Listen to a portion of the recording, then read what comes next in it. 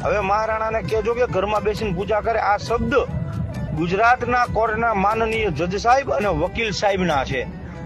તાજેતરમાં જે દાતા સ્ટેટ અંબાજીમાની પૂજા આઠમના દિવસની જે છે એ બાબતનો જે ચુકાદો આપ્યો, ચુકાદો આપતી વખતે હસી મજાક કરતા કરતા જજ સાહેબે વકીલ સાહેબને એવું કીધું, બંને વકીલ સાહેબ અને જજ સાહેબ બંને હસી મજાક કરતા કરતા કે હવે મહારાણાને કહેજો કે ઘરમાં બેસીને પૂજા કરે. સાહેબ આ કેવી ટિપ્પણી ક્ષત્રિય સમાજ ઉપર.